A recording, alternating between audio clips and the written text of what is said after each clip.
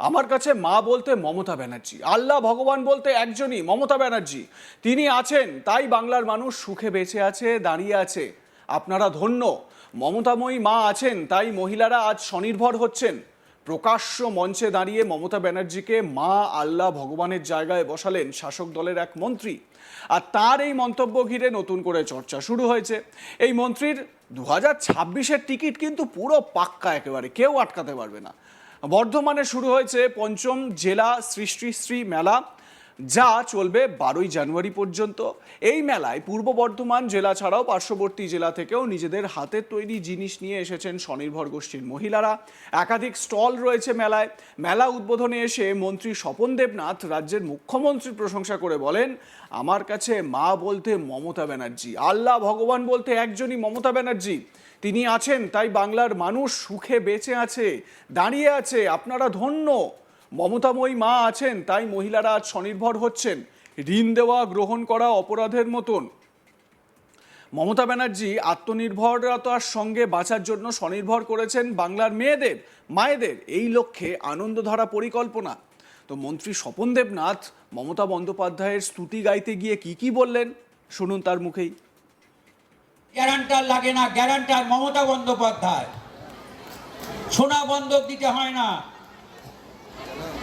বাড়ি বন্ধক দিতে হয় না, পাড়ার বড়লোক চাকরিজীবী মানুষের হাতে পায়ে ধরতে হয় না। তুমি একবার গ্যারান্টার তৈরি হও। মমতা বন্দ্যোপাধ্যায় বলছে আমি গ্যারান্টার মানুষের।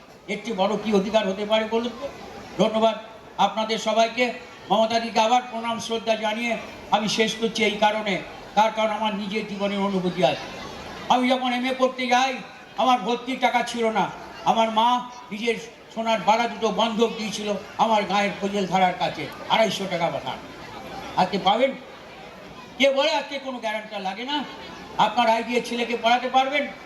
আমার মা তো আমাকে পড়াতে পারেনি। বান্ধবটা নিজের হাত পায়ে সোনার বাড়া দুটো বন্ধক দিতে হয়েছিল, নাম বলে দিচ্ছি ফজল ধারার কাছে। তবে বর্ধমান ইউনিভার্সিটিতে 250 টাকা দিয়ে আমি ভর্তি হতে পেরেছিলাম। নিজের জীবনের অনুভূতির কথা বলি।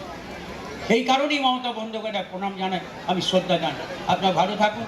ইংরেজি নববর্ষের শুভেচ্ছা জানিয়ে ঈশ্বর আল্লাহ প্রভু যিশুর কাছে প্রার্থনা করব তারা যাতে আমাদের ভালো থাকুন। কিন্তু আমাদের কাছে মা একটাই, তার নাম মমতা বন্দ্যোপাধ্যায়। আমার কাছে আল্লাহ কি ভগবান বলছে একটাই, মমতা বন্দ্যোপাধ্যায়। তিনি আছেন তাই বাংলার মানুষ সুখে বেঁচে আছেন, দাঁড়িয়ে আছেন। আপনারা ধন্য। মন্ত্রীমশাই আরও বলেন, বর্ধমান জেলায় প্রায় 13 লক্ষ পরিবার আছে। স্বয়ম্বর গোষ্ঠীর আওতায় 7,44,883টি পরিবার আছে। এই মুহূর্তে বর্ধমান জেলায় স্বয়ম্বর গোষ্ঠী রয়েছে 75,831টি। অনেক লোক আছে, অনেক নেতা আছে, অনেক দল আছে। তারা বলে বাংলার জন্য মমতাদি কি করেছেন। একদিন যারা মিছিল করে বলতেন নারীর অধিকার চাই, তা এতে কি মমতা ব্যানার্জি নারীর অধিকার দিলেন না? বর্ধমানের সৃষ্টিশীল মেলার উদ্বোধন অনুষ্ঠানে এভাবেই মন্ত্রী স্বপন দেবনাথ প্রশ্ন তুললেন, শুনুন।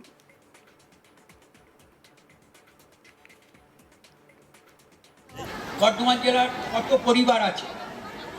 বর্ধমান জেলার প্রায় 13 লক্ষ পরিবার আছে, কিন্তু স্বয়ম্বর গোষ্ঠীর আওতায় 7,44,883 জন আছে পরিবার। এটা সাংবাদিকরা আছেন, হিসেবটা তুলে ধরুন। গোটা জেলাতে পরিবারের সংখ্যা হচ্ছে প্রায় 13 লাখ, আর স্বয়ম্বর গোষ্ঠীর আওতায় এসেছেন 7,44,883 জন। তাহলে এটা উপকার হলো না? তাতে কতগুলো গোষ্ঠী আছে বর্ধমান জেলায়? এই মুহূর্তে পিডি ম্যাডাম আছেন এখানে, সবাই 75,831টা গোষ্ঠী। কি উপকার পাচ্ছেন স্বয়ম্বর গোষ্ঠীর মায়েরা আছেন? একটু শুনবেন দয়া করে, আমার কথাটা শুনতে হবে আপনাদের। অনেক সময় আপনারা বলেন তো, অনেক লোক আছে, অনেক নেতা আছে, অনেক দল আছে, তারা বলে বাংলার জন্য মমতাদি কি করেছেন। একদিন যারা মিছিল করে বলতেন নারীর অধিকার চাই, মমতা বন্দ্যোপাধ্যায় কি নারীর অধিকার দিলেন না? এই বর্ধমান জেলাতে 75,831 জন মানুষ স্বয়ম্বর গোষ্ঠীর মধ্যে অন্তর্ভুক্ত আছেন, তাদের অধিকার দেওয়া হলো না। বেঁচে থাকার অধিকার কি অধিকার নয়? আত্মসম্মানের সঙ্গে বেঁচে থাকা কি অধিকার নয়? সম্মানের সঙ্গে বেঁচে থাকা কি অধিকার নয়? স্বনির্ভরতা কি আপনাদের অধিকার নয়? এই অধিকার যদি কেউ দিয়ে থাকে 75,831 জন মানুষকে এবং প্রায় দলকে, আর মধ্যে ৭৫,৮৩১টা স্বয়ংবর গোষ্ঠী, আর কতজন মেম্বার? ৭,৪৪,৮৩৩ জন মানুষকে কি মমতা বন্দ্যোপাধ্যায় অধিকার ফিরিয়ে দিলেন না? তাহলে কিভাবে হবে? বিনে পয়সায় নয়। ব্যাংকের ঋণ প্রদীপদা বিস্তারিত বলবেন। এখনো পর্যন্ত ২৫-২৬-এ ৪১,৬৩৭টা গোষ্ঠী ১,২18.২১ কোটি টাকা পেয়েছেন এই বর্ধমান জেলাতে।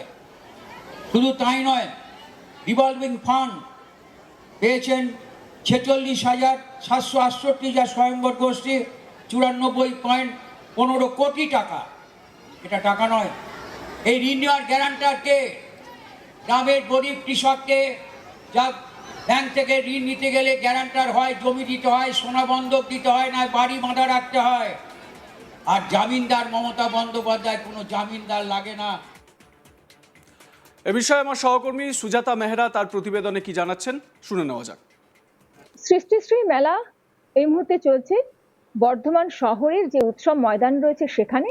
এই সৃষ্টিশ্রী মেলা হচ্ছে আনন্দধারা প্রকল্পের যে পশ্চিমবঙ্গ সরকারের প্রকল্প রয়েছে সেই প্রকল্পের অধীনে একটি মেলা, যেখানে স্বনির্ভর গোষ্ঠীর হাতে তৈরি সামগ্রী এই মেলায় প্রদর্শন এবং বিপণনের ব্যবস্থা হয়ে থাকে। এই মেলারই উদ্বোধনী অনুষ্ঠানে উপস্থিত হয়েছিলেন রাজ্যের দুই মন্ত্রী স্বপন দেবনাথ, প্রদীপ মজুমদার, এবং ছিলেন পূর্ব বর্ধমান জেলার যিনি জেলা শাসক আয়েশা রানী এ। এছাড়াও আধিকারিকরা ছিলেন, সংশ্লিষ্ট দপ্তরের আধিকারিকরাও ছিলেন, জেলা পরিষদের সভাধিপতি ছিলেন, সহসভাধিপতি ছিলেন, মঞ্চে এমনই সবাই উপস্থিত ছিলেন দর্শক আসনে অনেক দর্শকও। এবং এই যে উদ্বোধনী মঞ্চ, এই মঞ্চেই কিন্তু মন্ত্রী স্বপন দেবনাথকে যথেষ্টই আবেগপ্রবণ হতে দেখা গেল। তিনি সরাসরি মুখ্যমন্ত্রী মমতা বন্দ্যোপাধ্যায়কে মা বলে সম্বোধন করলেন এবং তিনি বললেন যে তার কাছে মা বলতে মমতা বন্দ্যোপাধ্যায়, আল্লাহ ভগবান বলতে মমতা বন্দ্যোপাধ্যায়। মমতা বন্দ্যোপাধ্যায়কে তিনি ঈশ্বর আল্লাহর সম জায়গায় বসালেন, মা বলে সম্বোধন করলেন। এবং তিনি যেটা বললেন যে এর পেছনে একটা কারণ রয়েছে। একটা সময় এমন ছিল যেখানে স্বপন দেবনাথের পরিবারের কাছে তাকে পড়াশোনা করানোর জন্য সেই পরিমাণ অর্থ ছিল না। স্থানীয় যে মহাজন রয়েছে গ্রামে, তার কাছ থেকে চড়া সুদে ঋণ নিয়ে তাকে কলেজে ভর্তি হতে হয়েছে। এবং এই মুহূর্তে দাঁড়িয়ে যেখানে মুখ্যমন্ত্রী মমতা বন্দ্যোপাধ্যায় যেসব প্রকল্পগুলো নিয়ে এসেছে, তাতে কিন্তু গ্রামের মানুষজন, গরিব মানুষজন এবং প্রান্তিক চাষিরা সকলেই কিন্তু উপকৃত হচ্ছেন। আর ব্যাংক থেকে ঋণ নিতে গেলে যে চড়া সুদ দিতে হয়, অনেক কিছু মর্টগেজ রাখতে হয়, সেসব কিন্তু এই মুহূর্তে লাগছে না। এখানে কিন্তু গ্যারেন্টার একজনায়, তিনি হচ্ছেন মুখ্যমন্ত্রী মমতা বন্দ্যোপাধ্যায়। আর সুদের পরিমাণ যে রয়েছে সেটা খুবই ন্যূনতম। তাই প্রতিটা মানুষকে এই মুহূর্তে দাঁড়িয়ে কিন্তু মুখ্যমন্ত্রী মমতা বন্দ্যোপাধ্যায়ের কাছে কৃতজ্ঞ থাকা উচিত, ধন্য থাকা উচিত। কেননা তিনি আছেন বলে বাংলার মানুষ বেঁচে আছে, মহিলারা স্বনির্ভরতার স্বাদ পেয়েছে, এমনটাই কিন্তু বললেন মন্ত্রী স্বপন দেবনাথ। এবং তাকে মুখ্যমন্ত্রী মমতা বন্দ্যোপাধ্যায় তথা তৃণমূল সুপ্রিমো মমতা বন্দ্যোপাধ্যায়কে মা বলে সম্বোধন করতে শোনা গেল। ঈশ্বর আল্লাহর সম জায়গায় তিনি বসালেন মমতা বন্দ্যোপাধ্যায়কে। লাইক কমেন্ট শেয়ার করতে ভুলবেন না। দেখতে থাকুন আজ তাক বাংলা। সাবস্ক্রাইব করুন আমাদের ইউটিউব চ্যানেলটি, বেল আইকন প্রেস করুন নোটিফিকেশন পেতে।